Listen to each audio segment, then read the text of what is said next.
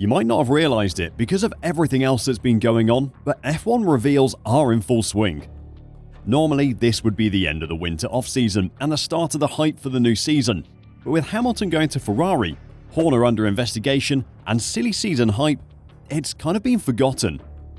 However, the Kick Sauber F1 team's car reveal gave away a lot about what the team has been working on over the winter break, and today I'm going to check it out, so don't go anywhere. On the 5th of February, Kick Sauber unveiled their 2024 challenger, the C44, which sports a dazzling new fluorescent green and black livery. The Sauber-run team, who will run under the Stake F1 Team Kick Sauber banner this year, are embarking on a new era after saying goodbye to Italian title sponsor Alfa Romeo. That long name will likely be shortened to just Kick Sauber in some countries, and where Kick doesn't have a gambling license, just to Sauber. The Stake appears... Amusingly, that will include the country where the team is based, Switzerland, which has ruled any advertising of the Kick brand as illegal. The Swiss operation says the C44 is a marked departure from its predecessor, and a slew of changes have been introduced. One of the most significant tweaks is a move from push rod to pull rod suspension. The C44 also features revised side pods and engine cover, plus a new floor, one of the most important areas for development when pursuing pure lap time. The team adds some important updates will be brought to the car in the opening rounds. This is the level of overhaul that we're also expecting from Mercedes and Ferrari as well, as teams realize the mistakes they made during car development early on in the regulation cycle, and start to gravitate toward the obviously superior design philosophy that Red Bull has pursued. Team representative Alessandro Aluni-Bravi said at the launch, "We have a fresh new identity, and we're excited about everything we have planned, on and off the track. Today though, it's all about the C44 and its potential. We're confident about this car and our team. We won't speak about specific targets, because it's always difficult to commit to numbers, but our targets are clear: to improve the performance of our car and our package. By package, I mean every area, from the race team to the operations on track, the pit stops, the strategy. It's more than just the car performance, and we are committed in all departments to make this step. This is the target." Last season, the Sauber team, running under the Alfa Romeo name, finished 9th in the Constructors' Championship and never showed any sign that they could develop themselves out of that position. Zhou Guanyu and Valtteri Bottas both appeared to be reliable drivers but were never magnificent. Both are in the last year of their contracts and could be at risk of finding themselves without a seat in 2025. Though Bottas's experience at Mercedes may save him if Sauber do decide to go for another driver. Speaking about the completely overhauled car, technical director James Key, who returned to the Hinwil team last September after stints at Toro Rosso and McLaren, said, "The C44 is virtually a completely new car, with a few carryover areas at the rear of the car. The team had to take an ambitious direction well before I joined. There are many mechanical changes, some of which you can't see at all, and some are very visible. The front suspension is completely new, a tough and ambitious project for a team of our size. There are many aerodynamic changes too, as would be expected given that this remains the primary area of development. So overall, the car will really look quite different to last year's car. We took a lot of new, exciting directions, all of which appear to hold quite a bit of potential, so we're looking forward to seeing them on track. It's pretty rare that we see this much change on a livery reveal car, so it's definitely worth taking the time to have a good look at what has changed on the car, why it's changed, and whether it'll help Sauber improve on where they were last season. One of the most intriguing design shifts is in its suspension layout, with the squad changing to the kind of pull rod front suspension layout that Red Bull and McLaren have exclusively put to good use in the current ground effect era. While a pull rod layout at the front had fallen out of favor with the previous generation of cars, the potential aerodynamic advantages it offers for ground effect machinery have started to become more obvious.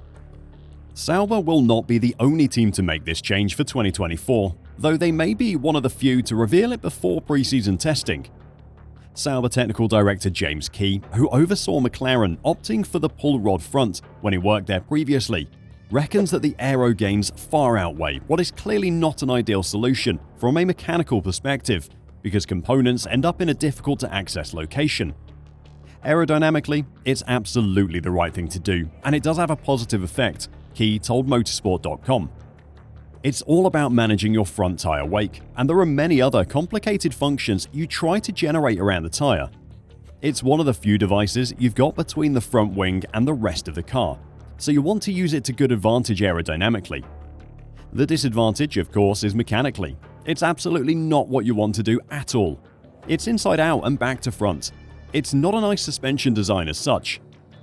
There is the other advantage of the suspension lending itself to an anti-dive layout of the suspension struts, which makes the car much more stable under braking. This helps with car stability, and with the ground effect floors, helps the cars have a predictable level of downforce through the braking zone and into the corner, something that's really important for drivers to be able to extract lap time. This is already on show on the reveal car, and can be seen from the very high mounting point of the upper front wishbone, and how much lower the upper rear wishbone is, that there is a lot of anti-dive built into this geometry. So the natural tendency for the car to dive under braking should be much reduced, thereby keeping the aerodynamic behavior more consistent, and allowing the rear ride height to be set lower, enhancing the underfloor ground effect. So while it is more challenging for the team to work on in the garage, the advantages massively outweigh the pain in the ass it'll be for the mechanics. James Key actually revealed that the decision for Sauber to move to a pull rod layout was made before he started work there last September, and he admitted that he was delighted to see the choice that had been made. So what else has changed on the car apart from the front suspension? Well, the side pods are completely reworked to match up with the altered airflow produced by the new suspension. The heavy downward ramp of the side pod, together with the Red Bull-style radiator inlets, should help keep the airflow from the upper side pods from interfering with that below the radiator inlets, which is being directed downwards to the floor edges. The floor edges will create vortices along the side of the car, helping to trap air under the floor and enhance the effect of the Venturi tunnels built into the floor. By reducing the amount of interference with the air going to the floor edges, Sauber will improve the consistency of the airflow over the floor edges, improving the consistency of those vortices and improving the consistency of the ground effect floor. You quite quickly see how everything on an F1 car impacts everything else around it, don't you? The other obvious change is at the top of the car.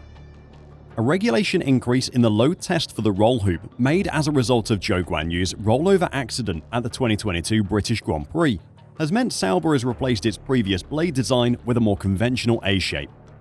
This may have some minor effect on the airflow over the rear wing, but any negative impact will have been minimized in the design of the roll hoop.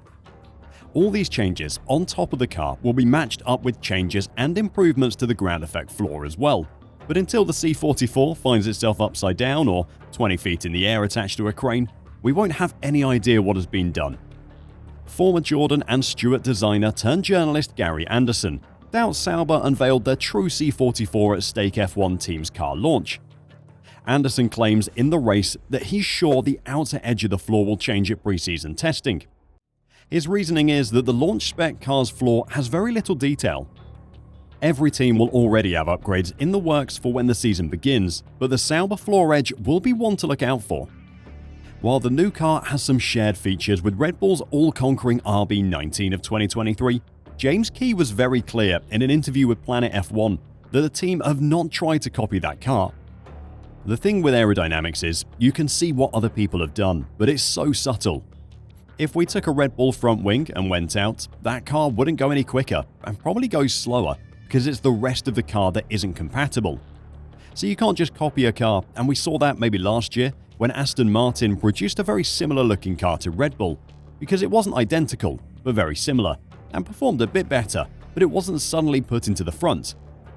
If the team are able to make a move up the grid from where they finished in 2023, then their ability to make the most of the ground effect regulations will be key to that, and with their new suspension and aero design, they look to be doing just that.